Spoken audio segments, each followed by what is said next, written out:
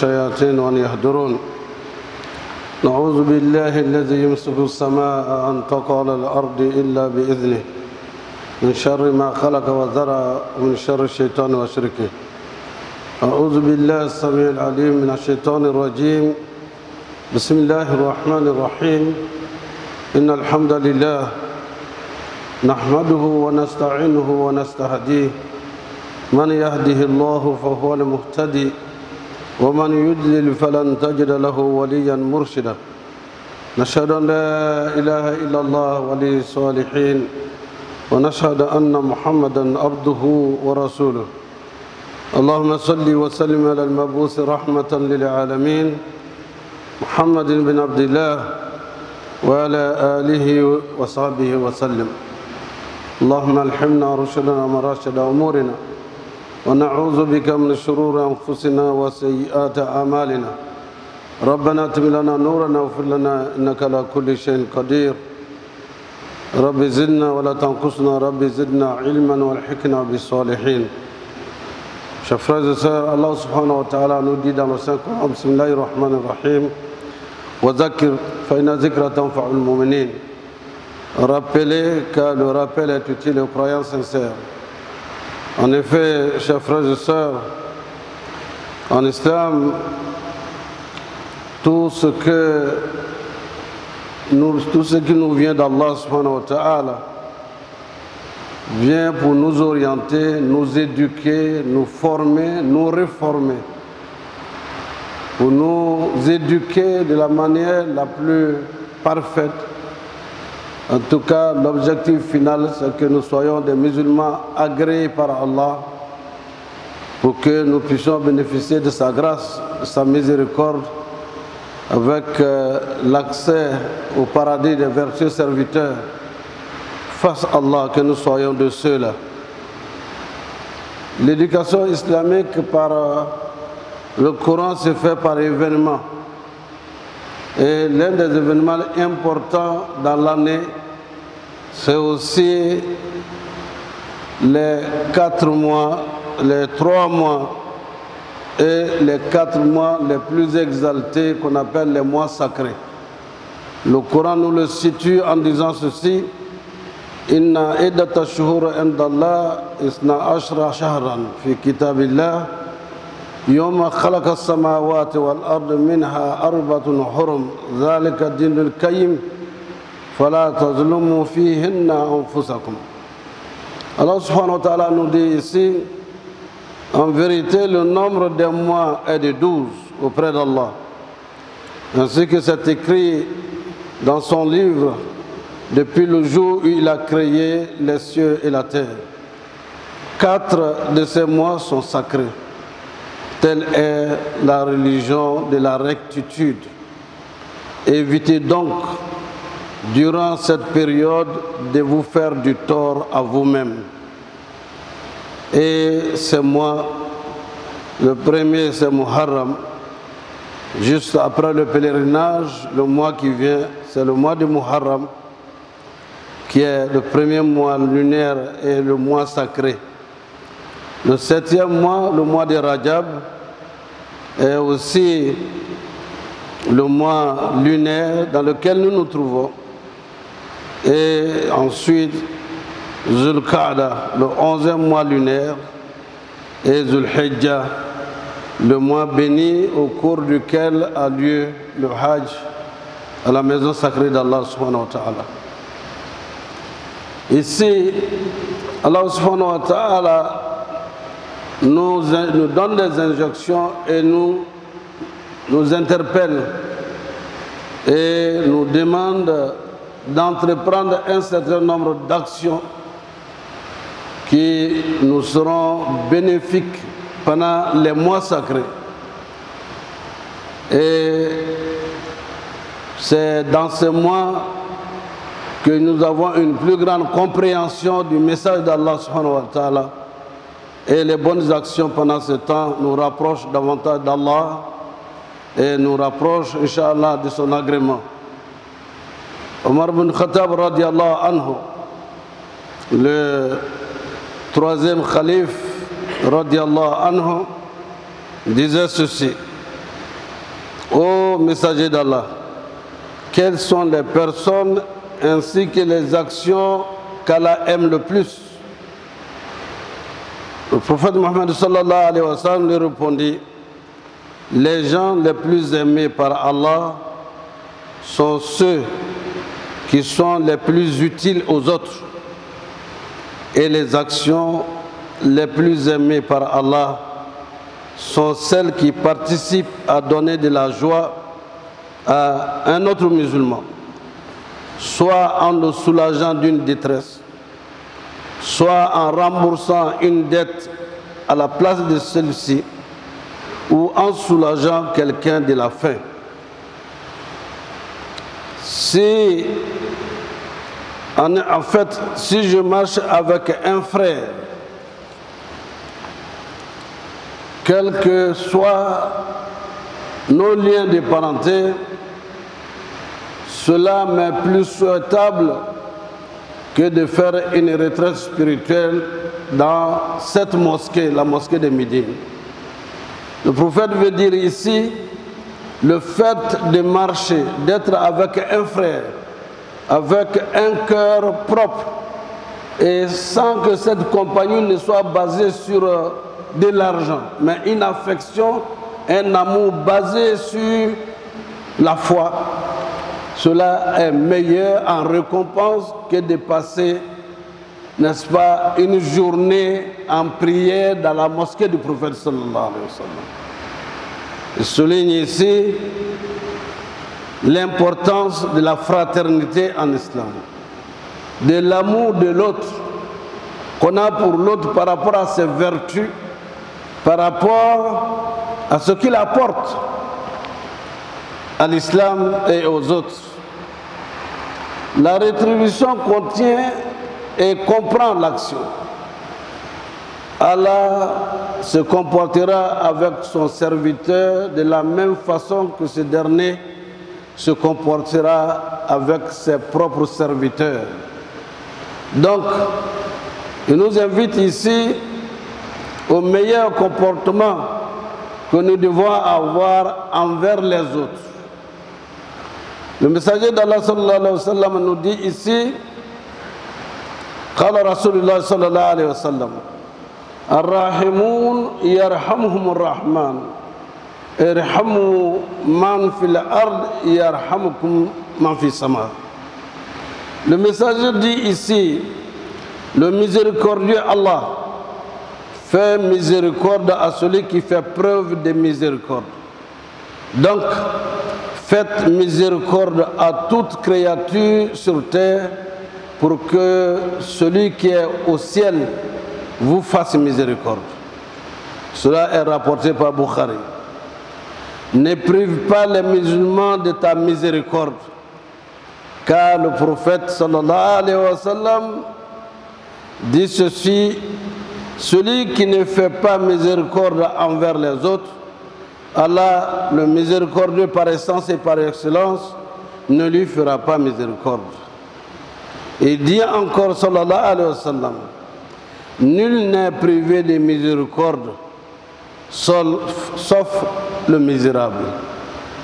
Ici, chers frères et sœurs, Allah subhanahu wa ta'ala nous invite à être miséricordieux les uns envers les autres, dans le comportement, aussi bien le comportement social que le comportement moral dans toutes ses dimensions.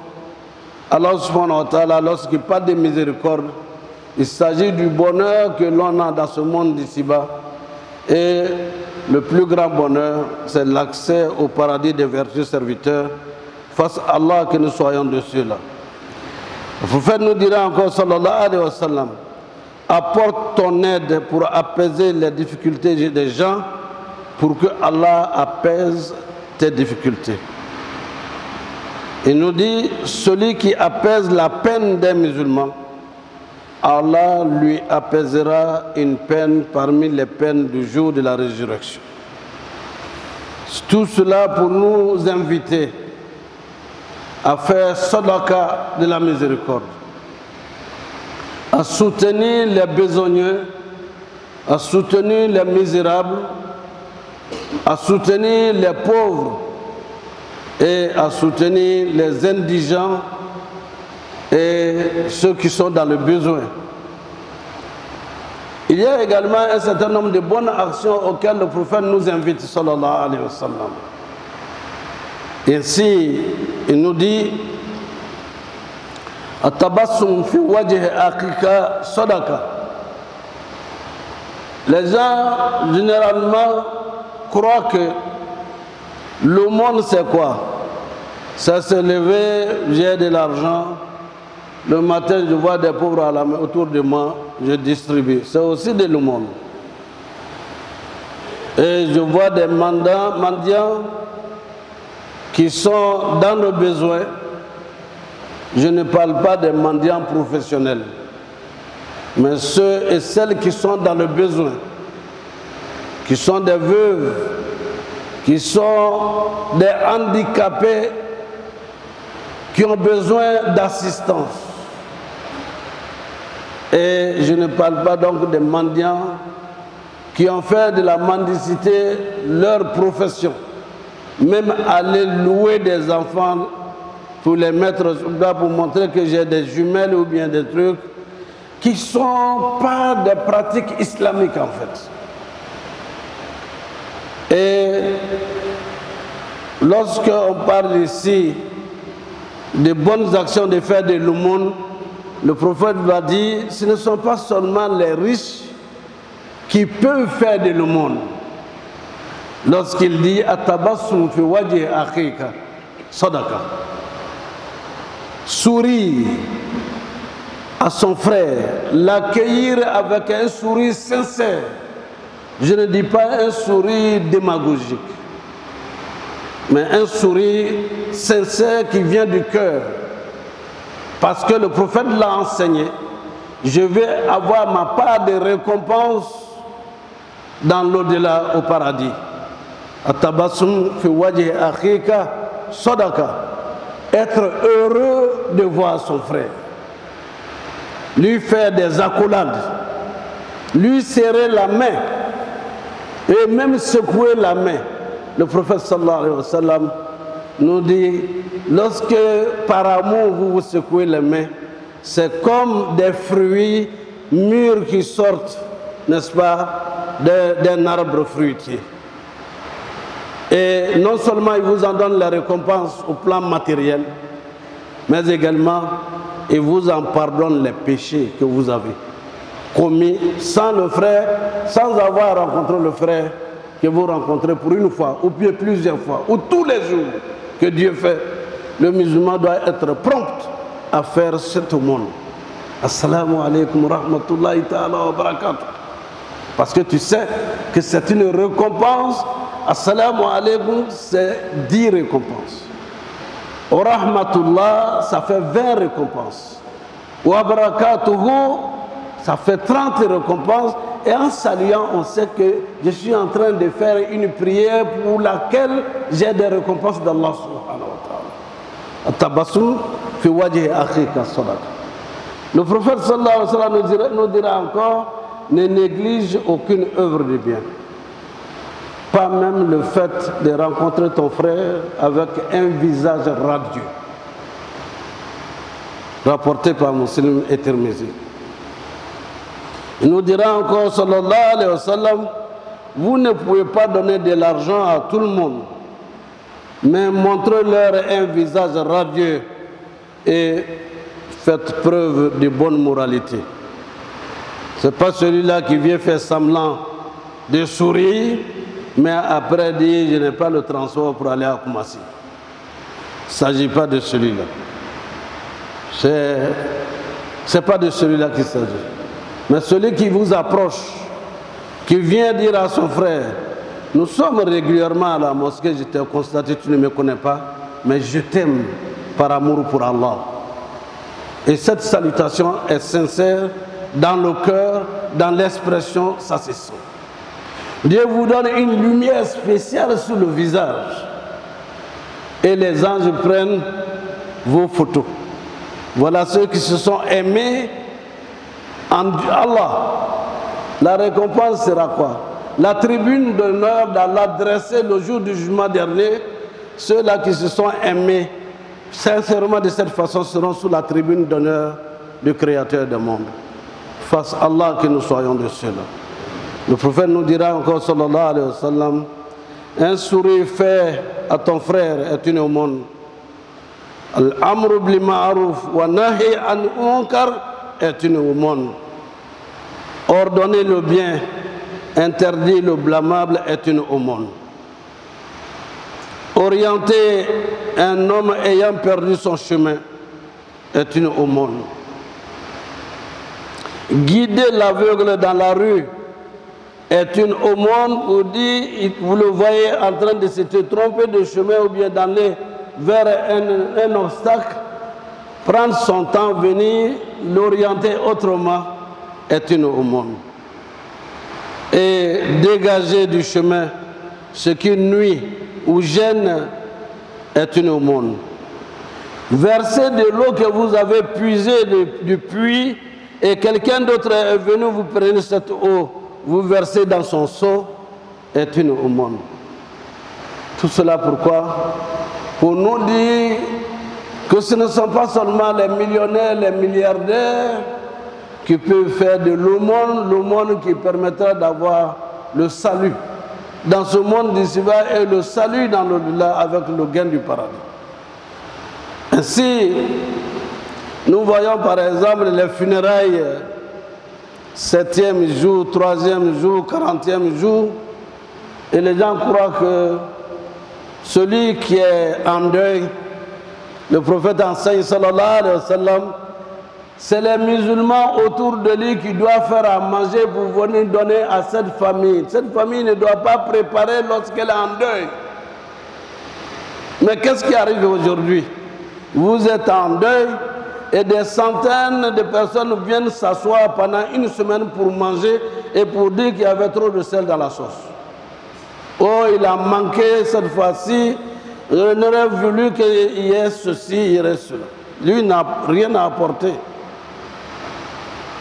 Ce sacrifice-là, ce n'est pas le sacrifice de l'islam. Le prophète nous enseigne, sallallahu alayhi wa sallam, pour le sacrifice, que ce soit un jour, deuxième jour, troisième jour, prendre de l'eau, beaucoup d'eau pour donner à boire aux gens, même se mettre au bord de la route pour distribuer de l'eau, pour que les récompenses soient pour la personne qui est décédée, est une très bonne aumône. Allez encore chez nous ici,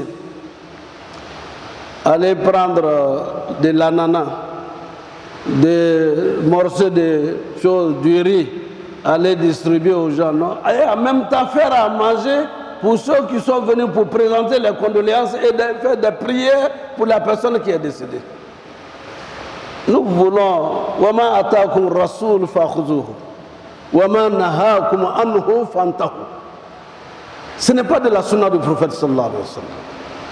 Or, le prophète sallallahu alayhi wa sallam, Allah subhanahu wa ta'ala nous ordonne ce que nous enseigne le prophète sallallahu alayhi wa sallam, appliquez-le.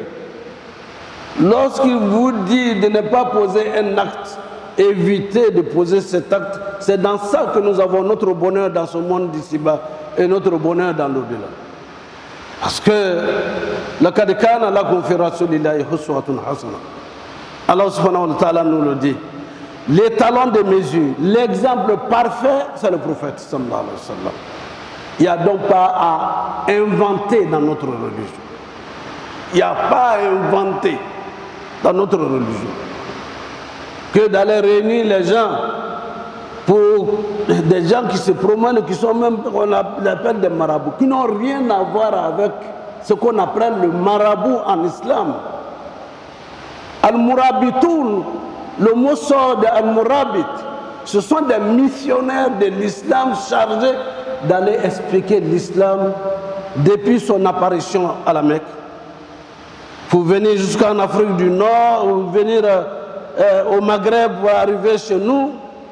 Ceux qui ont fait ce travail de promotion de l'islam, de transmission du message d'Allah, c'est ceux-là qu'on appelle les marabouts. Dans leur langue française, Sinon, al-Murabitoun, ce ne sont pas des marabouts mendiants. Le marabout ne peut pas être mendiant. C'est un jurisconsulte, c'est un conseiller, c'est un réconciliateur, c'est un médiateur, c'est un ensemble d'activités, même psychosociales, qu'il a en charge.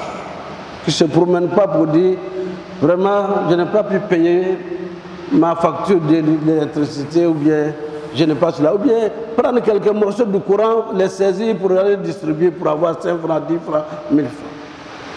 On ne doit pas vendre la religion, vendre son âme au diable en croyant qu'on est en train de faire la promotion de quoi que ce soit. Le marabout est respecté et respectable dans toute notre tradition. Tous les autres que nous voyons venir proposer et faire la lecture du Coran, alors qu'ils veulent qu'à la fin de la lecture du Coran, on leur donne de l'argent, n'ont rien compris de l'islam. Nos parents, tout en étant érudits dans l'islam, étaient commerçants. Vous le voyez, nos frères, Peul du Fouta, quand vous le voyez, le matin, l'enfant est au collège, mais il a déjà mémorisé le Coran. Et c'est ça, le vrai marabout, celui qui travaille pour subvenir à ses besoins et qui aide d'autres personnes. Le prophète nous dira encore, sallallahu alayhi wa sallam, ne sous-estimez pas la bonne action, même en offrant de l'eau de ton seau à celui qui en demande, ou en accueillant ton frère avec un visage radieux. On y revient et on y reviendra toujours. Il nous dit, donne quelque chose au mendiant, même s'il s'agit d'un mendiant qui vient sur le dos du cheval ou un voyageur. Quelqu'un peut être affaibli, il est là parce qu'il n'a plus rien. Il a tout perdu pendant son voyage. Cela est arrivé ici. Un haut fonctionnaire de la BAD, la guerre a éclaté au Libéria. Et ces hauts cadres venaient avec les réfugiés, s'est retrouvé en zone 4 au bord de la route en vendant du papier Kleenex. Un de ses collègues a vu, qui est ce monsieur? Il est descendu pour aller voir, c'est vous, monsieur John? Mais qu'est-ce qui vous est arrivé? Ce qui s'est passé chez nous, on nous a déversé vers Sassandra et certains d'entre nous sont arrivés et je suis de ceux-là. Il dit, mais vous auriez dû venir directement à la banque. Oui, mais je suis étourdi, je ne sais même plus où aller. Il l'a pris pour aller lui donner ce qu'il faut lui donner. Parce que ce monsieur veut sa dignité et son honneur. Plutôt que d'être mendiant, le peu qu'il avait, il a acheté des papiers Kleenex pour venir s'asseoir au carrefour et s'arrêter au carrefour pour vendre, pour pouvoir manger. Est-ce qu'en islam, la mendicité est autorisée? C'est l'extrême besoin qui doit amener quelqu'un à mendier. Le prophète sallallahu alayhi wa sallam, il a vu quelqu'un qui est venu lui demander fils abilillah. Vous savez, en pareille circonstance, il y a toujours des gens qui disent l'imam n'a pas besoin. Pourquoi tu viens voir l'imam? Laissez-le, le prophète sallallahu alayhi wa sallam. Il dit viens. Qu'est-ce qu'il y a? Il explique qu'il n'a rien, il a chose. Il dit est-ce que tu peux avoir une corde? Et d'aucuns disent qu'il avait une hache qui n'avait pas de manche. Il l'a aidé pour faire le manche. Il dit va chercher du fagot de bois avec tout ça, avec ta corde. Je vais te voir dans 3 jours. Il est revenu. Il dit mais après les 3 jours, tu partais au marché, qu'est-ce que tu as? Il dit alhamdulillah, je mange et ma famille mange et je ne suis plus dans la rue. Il dit au prophète sallallahu alayhi wa sallam qu'Allah lui donne encore les récompenses. Il ne lui a pas dit ne serai pas dans la rue, ne viens pas mendier. Il lui a montré à faire quelque chose pour subvenir à ses besoins. Il dit cela est mieux pour ta dignité d'être humain et ton honneur que de tendre la main.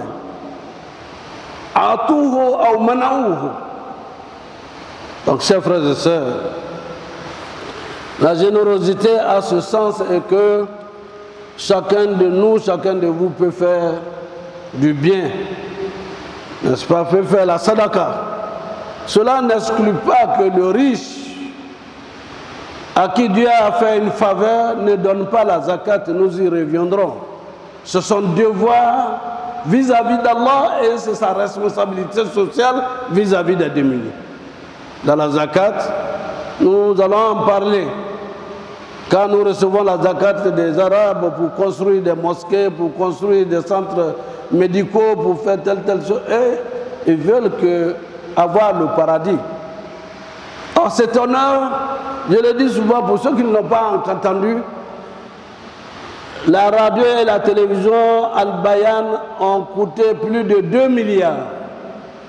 Cet argent vient de nos commerçants et transporteurs de Côte d'Ivoire et les fonctionnaires. Nous n'avons pas été avec le projet en Arabie pour aller chercher un bailleur de fonds. Vous avez fait votre part de sadaqa. Elle n'est pas terminée. Parce que la télévision se construit tous les jours, tous les ans. Mais déjà, je demande à Allah subhanahu wa ta'ala de vous donner les récompenses des bonnes actions que vous posez tous les jours et que la récompense soit le paradis des versets serviteurs. Qu'Allah nous guide dans le droit chemin, qu'il nous guide dans le chemin de ceux qui l'ont comblé de ses bienfaits. أقول قولي هذا وأستغفر الله لي ولكم ولسائر المسلمين من كل ذنب فاستغفروه إنه هو الغفور الرحيم.